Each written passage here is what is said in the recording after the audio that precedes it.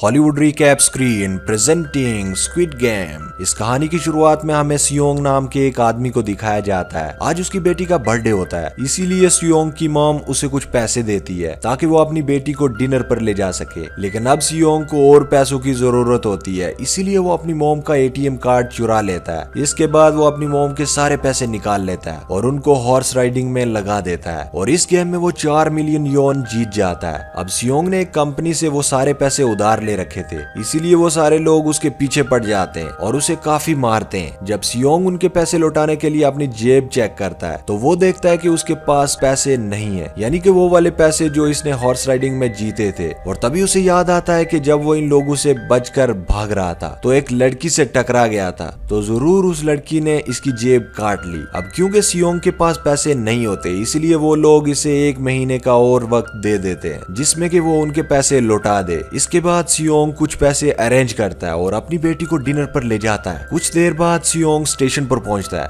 लेकिन उसकी train miss हो जाती है और जब सियोंग वहां बैठकर ट्रेन के आने का वेट कर रहा होता है तभी अचानक से उसके पास एक आदमी आता है और ये अनजान आदमी होता है, यानी कि सियोंग उसके बारे में कुछ नहीं जानता। फिर वही आदमी सियोंग को कहता है कि मैं तुम्हारे साथ एक गेम खेलना चाहता हूँ। वो बोलता है कि अगर तुम गेम जीत गए तो मैं तुम्हें 1 लाख योन दूंगा। इतने ज्यादा पैसे का सुनकर सियोंग ये गेम खेलने के लिए मान जाता है। अब सियोंग काफी मार खाने के बाद जीत जाता है, यानी कि वो 1 लाख योन हासिल कर लेता है। इसके बाद वही आदमी सियोंग को एक कार्ड देता है और ये कहता है कि अगर तुम्हें और पैसे जीतने हैं तो इस कार्ड पर जो नंबर लिखा है उस पर कांटेक्ट करना। और सियोंग जब घर जाता है तो उसकी मॉम उसे कहती है कि तुम्हारी बेटी अगले साल अपने स्टेप फादर के साथ यूएस में शिफ्ट हो रही है। यहाँ पर हमें ये पता चलता है कि सियोंग का डाइवोर्स हो चुका है और उसकी वाइफ की दूसरी शादी हो चुकी है। लेकिन सियोंग ये कभी नहीं चाहता था कि उसकी बेटी उससे दूर जाए, लेकिन उसे बहुत सारे पैसे चाहिए होते हैं जिससे वो अपनी बेटी की कस्टडी वापस ले सके। इसीलिए सियोंग उस कार्ड वाले नंबर पर कॉल करता है। तभी सियोंग को एक गाड़ी में लाया जाता है जहाँ पर और भी बहुत सारे लोग होते हैं। फिर उन सारे लोगों को बेहोश कर दिया जाता है। जब उन सब लोगों की आंख खुलती है तो वो खुद को एक फैसिलिटी में पाते हैं जहाँ टोटल 456 लोग होते हैं। वो सब वहाँ पर गेम के प्लेयर होते हैं क्योंकि उन सबको एक यूनिफॉर्म पहनाई होती है। इस फैसिलिटी का होस्ट एक आदमी होता है जिसका नाम फ्रैंकलिन है। यहाँ पर एक कॉमन चीज होती है कि जितने भी लोगों को यहाँ पर लाया गया था इन सब ने बहुत सारे कर्जे लिए होते हैं। सियोंग वहाँ पर प्लेयर नंबर 1 से मिलता है जो कि एक बूढ़ा आदमी है, उसको ब्रेन ट्यूमर होता है और यही वजह होती है कि वो यहाँ पर आया है। ऐसे भी उसकी लाइफ खत्म होने वाली होती है। इसके बाद 2 प्लेयर्स जिनमें लड़की का नाम साइबियोक और लड़के का नाम जेंग होता है, उनके बीच में हाथापाई होती है। अब यहाँ पर साइबियोक वही लड़की थी जो सियोंग के पैसे लेकर भाग गई थी, यानी जिसने उसकी जेब काट ली थी।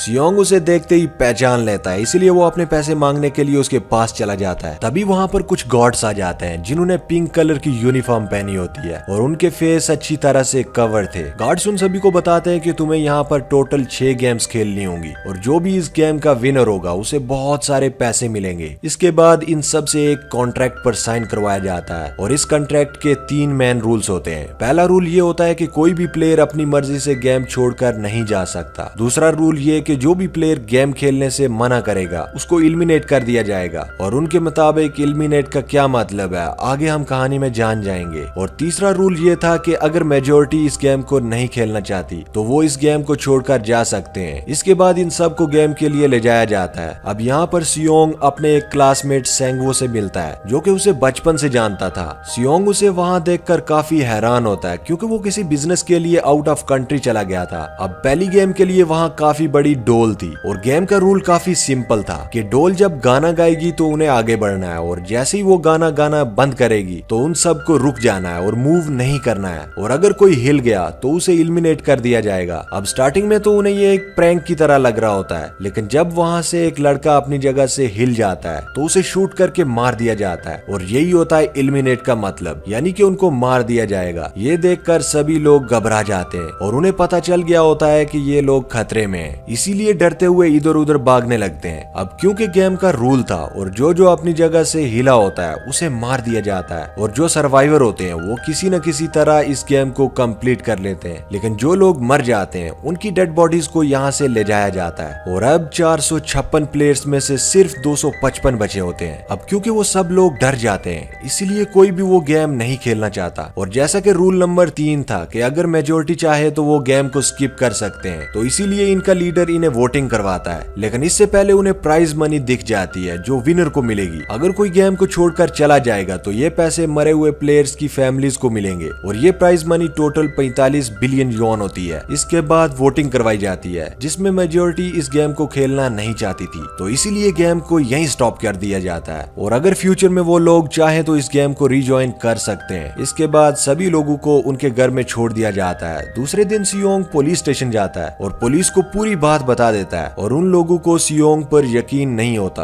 और उल्टा वो उसे पागल समझने लगते हैं। उसके बाद सियोंग उन्हें वो कार्ड भी दिखाता है लेकिन उसके ऊपर जो नंबर था वो गलत था और जब सियोंग अपने घर जाता है तो वहाँ उसकी मॉम नहीं होती और वहाँ सियोंग का क्लासमेट सेंगवू अपनी मॉम का छुप कर देख रहा होता है और यहाँ सियोंग भी आ जाता है। अब ये सेंगवू अपसेट होते हुए उसे बताता है कि मुझ पर 6 बिलियन का कर्ज है। वो कहता है कि मैंने क्लाइंट से पैसे लेकर स्टॉक मार्केट में लगाए थे लेकिन अनलकली वो सारे पैसे डूब गए और तभी सियोंग को हॉस्पिटल से कॉल आती है। सियोंग की मॉम का पाँव काफी इंजर्ड था लेकिन डायबिटीज की ट्रीटमेंट ना होने की वजह से उनकी चोट और भी बढ़ गई। तभी डॉक्टर सियोंग को बताते हैं कि तुम्हारी मॉम की ट्रीटमेंट हो सकती है लेकिन इसके लिए इनका पाँव काटना होगा और साथ ही साथ इसके लिए बहुत सारे पैसे भी लगने वाले हैं। लेकिन इतने सारे पैसे सियोंग के पास नहीं है। इसने अपनी मॉम के इंश्योरेंस के पैसे भी उड़ा दिए थे, इसीलिए सियोंग पैसे मांगने के लिए अपनी वाइफ के पास जाता है लेकिन उसकी वाइफ उसे पैसे देने से साफ साफ मना कर देती है। फिर उसकी वाइफ अपने हस्बैंड को बताती है कि सियोंग आया था पैसे मांगने के लिए और उसका हस्बैंड सियोंग को पैसे देने आ जाता है और साथ ही साथ उसे कहता है कि मेरी फैमिली से दूर रहो, लेकिन सियोंग उसे मारने लगता है। वहीं पर उसकी बेटी भी आ जाती है। इसके बाद सियोंग का एक फ्रेंड अपने बॉस के पास पैसे मांगने के लिए जाता है लेकिन उसका बॉस उसे पैसे देने से मना कर देता है, इसीलिए उन दोनों के बीच फाइट होने लगती है और इस फाइट के दौरान उसके बॉस का हाथ मशीन में आ जाता है। अब मौके का फायदा उठाकर सियोंग का फ्रेंड पैसे लेकर वहां से भाग जाता है। इसके बाद सियोंग का फ्रेंड अपनी वाइफ को कहता है कि पहली फ्लाइट लो और यहाँ से चली जाओ और अब साइबियोक एक एजेंट से मिलती है क्योंकि उसने अपनी मॉम को नॉर्थ एरिया से साउथ एरिया में लाना था। साइबियोक वही लड़की है जिसने सियोंग की जेब काटी थी लेकिन यहाँ अपनी मॉम को लाने के लिए साइबियोक को बहुत सारे पैसे की जरूरत होती है। अब साइबियोक का एक छोटा भाई भी होता है जिसको इसने प्रॉमिस किया होता है कि वो मॉम को जरूर लाएगी। इसके बाद हमें एक ऑफिसर को दिखाया जाता है जिसका भाई काफी टाइम से मिसिंग था। वो ऑफिसर अपने भाई के घर जाता है जहाँ उसे पता चलता है कि उसका भाई पिछले कुछ दिनों से घर वापिस ही नहीं आया है। जब वो ऑफिसर वहाँ चेक कर रहा होता है तो उसे एक कार्ड मिलता है और इस पुलिस ऑफिसर ने ऐसा ही कार्ड पुलिस स्टेशन में सियोंग के पास देखा था, इसीलिए वो ऑफिसर सियोंग के पास जाकर उसे इसके बारे में पूछता है लेकिन सियोंग इसके बारे में कुछ नहीं बताता। इसके बाद जब सियोंग अपने घर जाता है तो उसे वो कार्ड दोबारा मिल जाता है। अब सियोंग डिसाइड करता है कि वो उस गेम को दोबारा से ज्वाइन करेगा, इसीलिए सभी प्लेयर्स को एक शिप के पास ले जाया जाता है। उधर ही वो ऑफिसर गाड़ियों का पीछा करते हुए उस शिप के पास आ जाता है। वो एक गार्ड को मारकर उसको पानी में फेंक देता है। इसके बाद उन सभी प्लेयर्स को एक आइलैंड पर लाया जाता है। अब यहाँ पर उनको कुछ अंदाजा नहीं था कि अगली गेम कौन सी है और उसको कैसे खेला जाएगा। इसके बाद वो सभी अपने अलग अलग टीम्स बनाते हैं। रात को साइबियोक और उसकी एक फीमेल फ्रेंड वॉशरूम में जाते हैं। यहाँ साइबियोक गार्ड्स की नजरों से बचते हुए उस फैसिलिटी को एक्सप्लोर करने लगती है। तभी वो देखती है कि गार्ड्स बड़े बड़े बर्तनों में कुछ बना रहे हैं। अब क्योंकि गार्ड्स को शक हो जाता है तो वो वॉशरूम को चेक करने के लिए आते हैं लेकिन तब तक साइबियोक वापस आ चुकी होती है। इसके बाद साइबियोक अपनी फीमेल फ्रेंड को सारी बातें बता देती है जो उसने देखी थी, लेकिन यहाँ पर सेंगवो उन दोनों की बातें सुन लेता है जिसके बारे में सेंगवो उसे पूछता है और वो उसे भी बता देती है कि वो लोग बड़े बड़े बर्तनों में कुछ पका रहे थे। इसके बाद उन सभी प्लेयर्स को प्लेग्राउंड में ले जाया जाता है जहाँ उनके आगे 4 शेप्स थी जिनमें से उन्हें किसी एक को चूज करना था। अब सियोंग को इसके बारे में पता चल जाता है। वो सेंगवो को बताता है कि सबको अलग अलग शेप्स को चुनना है। इसके बाद उन सबको एक छोटा सा बर्तन दिया जाता है जिसमें के शेप्स बनी होती हैं। अब गेम उनकी ये होती है कि उनको किसी तरह से उस शेप को बाहर निकालना है, वो भी बगैर किसी डैमेज किए, और अगर शेप थोड़ी सी भी डैमेज हुई तो उसको एलिमिनेट कर दिया जाएगा, यानी कि मार दिया जाएगा। अब ये सेंगवो तो इजिली शेप को बाहर निकाल देता है, लेकिन सियोंग इतना ज्यादा घबराया हुआ होता है कि उसकी हालत खराब होने लगती है, लेकिन वो भी किसी न किसी तरह करके इस गेम को भी जीत लेता है। इसके बाद उन सबको वापस से उसी रूम में लाया जाता है। अब यहाँ पर 187 प्लेयर्स वापस आए थे, जिनमें से अब सिर्फ 108 ही बाकी बचे हैं। उन सबको खाने के लिए ले जाया जाता है, लेकिन खाने की वजह से जेंग की एक लड़के से फाइट हो जाती है, जहाँ पर जेंग उस लड़के को इतना ज्यादा मारता है कि वो जगह पर ही मर जाता है। इधर ही हम देखते हैं कि उन प्लेयर्स में से एक डॉक्टर होता है जो गॉड से मिलकर मरे हुए लोगों के ऑर्गन्स निकाल कर चाइना गवर्नमेंट को बेचता है। इसीलिए जब डेड बॉडीज को ले जाया जाता है तो वो डेड बॉडीज को गायब कर लेते हैं, क्योंकि ये सब कुछ एक प्लान के अकॉर्डिंग चल रहा होता है और ये सब कुछ फ्रंटमैन से छुप के हो रहा होता है।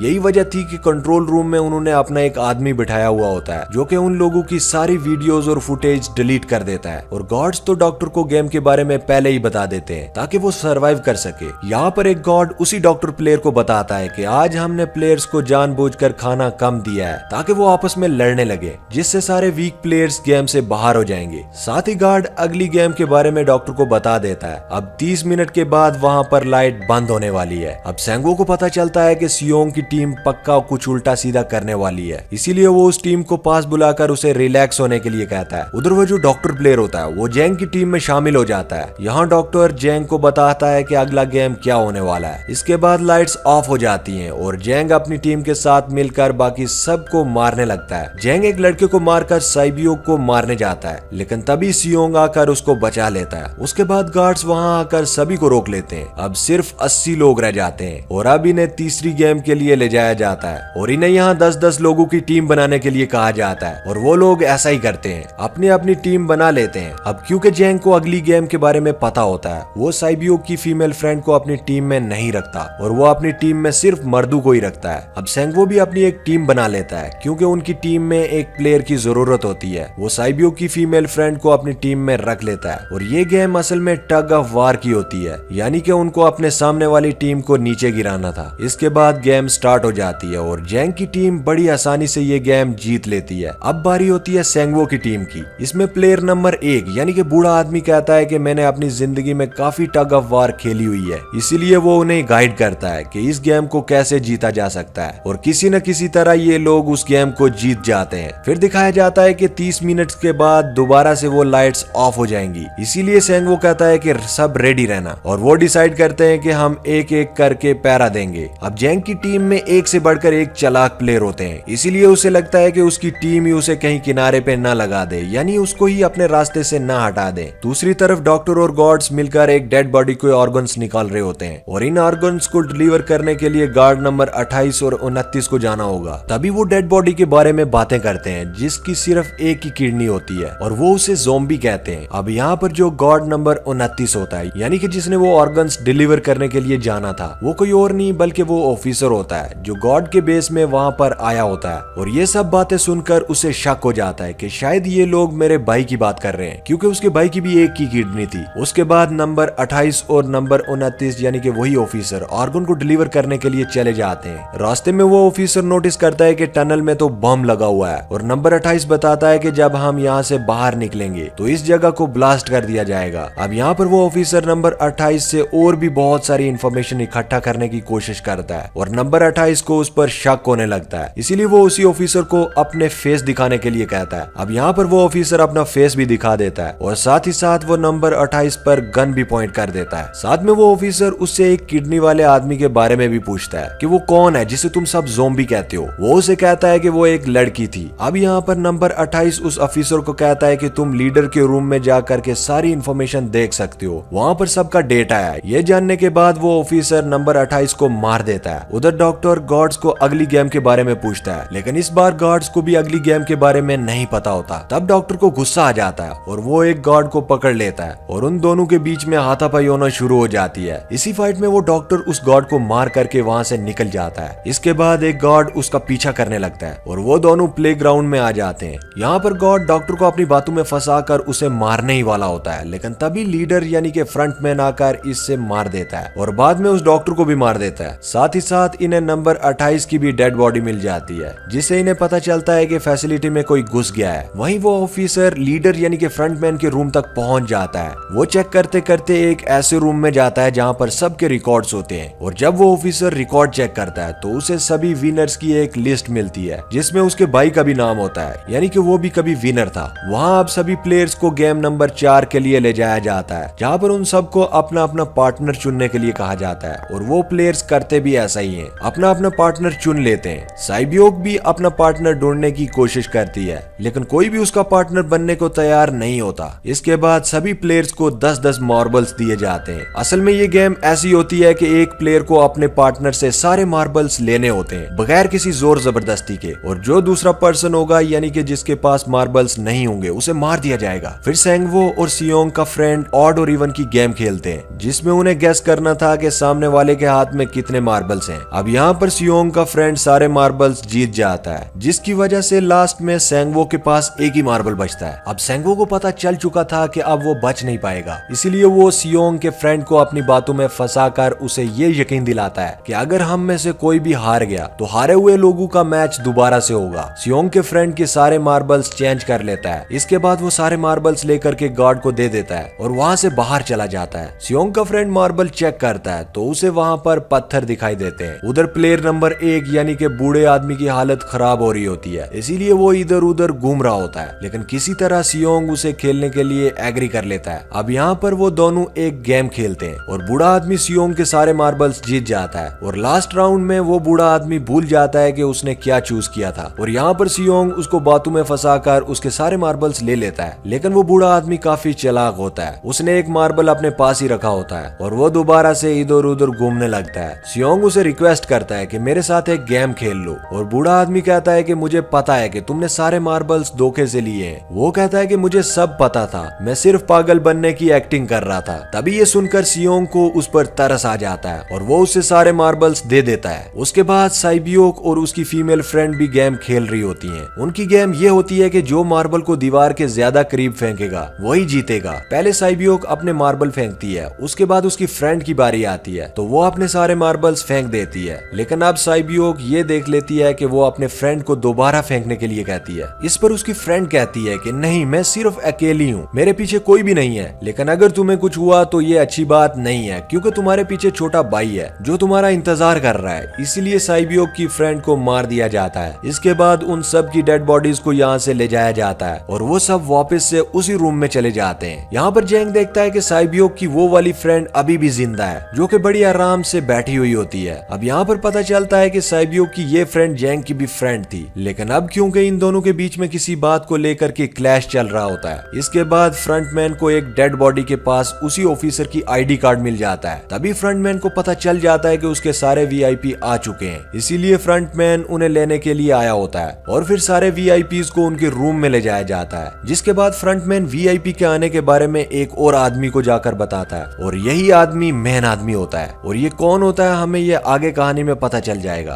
अगले दिन उन्हें गेम नंबर 5 को खेलने के लिए कहा जाता है। यहाँ पर 1 से लेकर 16 तक नंबर होते हैं और वो सभी प्लेयर्स अपना अपना नंबर चूज करते हैं। नंबर का मतलब ये होता है कि जो नंबर भी एक प्लेयर पर आएगा उसके मुताबिक ही उसकी बारी आएगी। अब यहाँ पर लास्ट में पहला और आखिरी नंबर रह जाता है, यानी कि 1 और 16। सियोंग काफी कंफ्यूज हो जाता है कि उसे कौन सा नंबर चूज करना चाहिए। अगर उसने पहला नंबर लिया तो वो फंसेगा, वो मरेगा क्योंकि उसे कुछ पता नहीं कि गेम क्या है, और अगर वो लास्ट नंबर लेता है तो क्या पता उसकी बारी ही ना आए क्योंकि टाइम कम हो सकता है। और तभी वहाँ पर एक आदमी आता है, वो कहता है कि मुझे पहला नंबर चाहिए क्योंकि मैं अपनी जिंदगी में कभी भी फर्स्ट नंबर पर नहीं आया। इसके बाद उन्हें गेमिंग रूम में ले जाया जाता है और इस गेम का रूल ये होता है कि दिए हुए टाइम पर उन्हें ब्रिज की दूसरी साइड जाना होगा। अब इसके बीच में 2 तरह के ग्लास लगाए होते हैं, एक तो होता है नॉर्मल ग्लास और दूसरा होता है टेम्पर्ड ग्लास। नॉर्मल ग्लास के ऊपर पाँव रखते ही वो टूट जाता है और वो नीचे गिर जाएंगे। इसके बाद गेम स्टार्ट हो जाती है और वो लोग एक एक करके मरने लगते हैं। एक टाइम ऐसा आता है कि जेंग सबके सामने होता है और वो आगे ही नहीं बढ़ रहा होता। अब उनके पास एक ही रास्ता होता है कि या तो वो आगे जाए या तो सब मर जाएंगे। तभी जेंग के सामने उसकी वही फ्रेंड आती है और वो जेंग से कहती है कि मैंने तुम्हें कहा था कि जिस दिन तुमने मुझे धोखा दिया उसी दिन मैं तुम्हें मार दूंगी। इसके बाद वो जेंग को पकड़ लेती है और उसे लेकर नीचे कूद जाती है, जिसकी वजह से उन दोनों की मौत हो जाती है। अब वहाँ पर एक आदमी होता है जो कि ग्लास कंपनी में काम करता था। उसे पता था कि टेम्पर्ड ग्लास कौन सा है, लेकिन जब फ्रंटमैन को इस बात का पता चल जाता है तो वो लाइट्स ऑफ करवा देता है ताकि वो ग्लास को न पहचान पाए। अब लास्ट में एक स्टेप बचता है लेकिन उसके पास टाइम नहीं बचता, इसलिए सेंगवो आदमी को धक्का दे देता है। अब यहाँ पर सेंगवो, सियोंग और साइबियोक ब्रिज को पार कर लेते हैं, लेकिन ग्लास टूटने की वजह से उन्हें काफी चोट लगती है, खास करके साइबियोक को। उधर उस ऑफिसर ने एक सर्वेंट को मारकर उसकी जगह खुद ले ली होती है। अब वहाँ एक वीआईपी को उस पर शक होता है और वो उसे कहता है कि तुम अपना मास्क रिमूव करो। वो ऑफिसर कहता है कि ठीक है, मैं अंदर जाकर अपना मास्क रिमूव कर दूंगा। इसके बाद वो ऑफिसर उसी वीआईपी को लेकर अंदर चला जाता है। अंदर जाकर वो ऑफिसर उस वीआईपी को बेहोश कर देता है और इस बात का पता फ्रंटमैन को चल जाता है, इसीलिए फ्रंटमैन उसका पीछा करता है और वो उस ऑफिसर को देख लेता है। इसीलिए वो ऑफिसर वहाँ से भाग करके आइलैंड पर चला जाता है। फ्रंटमैन उसका पीछा करते हुए यहाँ पर पहुंच जाता है। अब यहाँ पर वो ऑफिसर अपने सीनियर्स को कॉल करता है, लेकिन कॉल डिस्कनेक्ट हो जाती है। फिर वो ऑफिसर उन्हें सबूत को भेजने की कोशिश करता है, लेकिन नेटवर्क नहीं होता। इसके बाद फ्रंटमैन ऑफिसर को पकड़ लेता है और उसे उनके साथ चलने के लिए कहता है, लेकिन वो ऑफिसर उसी फ्रंटमैन पर गोली चला देता है। इसके बाद फ्रंटमैन अपना मास्क उतार देता है और वो ऑफिसर देखता है कि वहाँ पर कोई और नहीं बल्कि उसका अपना भाई होता है। इसके बाद ऑफिसर का भाई यानी कि फ्रंटमैन उसको शूट कर देता है और वो जाकर के पानी में गिरता है। दूसरी तरफ ग्लास लगने की वजह से साइबियोक का बहुत सारा खून बह रहा होता है। इसके बाद तीनों सर्वाइवर्स को डिनर के लिए ले जाया जाता है और उनके पास एक चाकू भी रखा जाता है, मतलब कि रात को उन तीनों में से कोई भी एक दूसरे को मार देगा।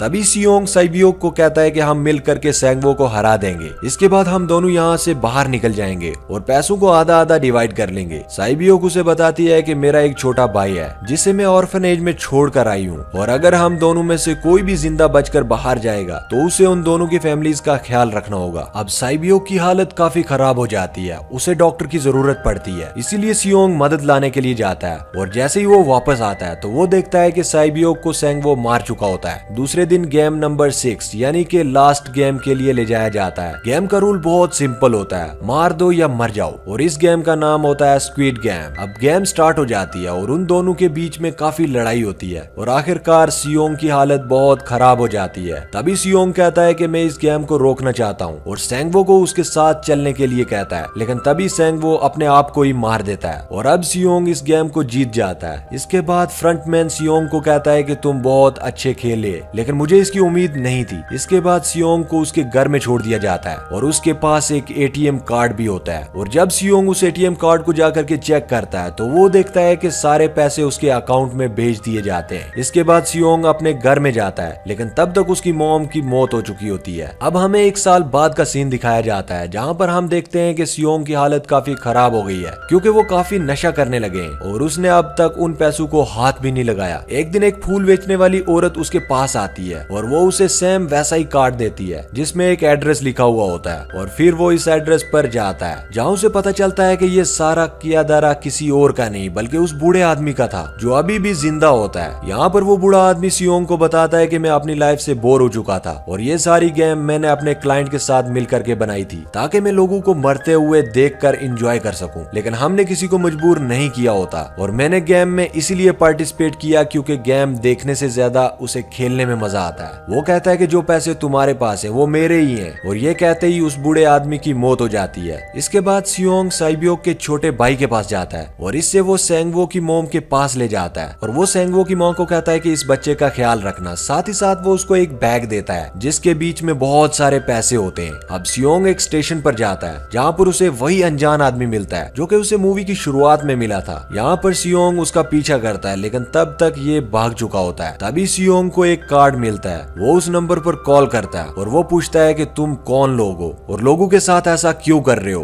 क्यों खेल रहे हो लोगों की जिंदगी के साथ। लेकिन आगे से उससे रिस्पॉन्स आता है कि सियोंग, अगर तुम जिंदा बचना चाहते हो तो इस प्लेन में चढ़ जाओ। और इसी के साथ ये कहानी, ये फिल्म यहीं पर खत्म हो जाती है। उम्मीद करते हैं कि ये कहानी आपको पसंद आई होगी।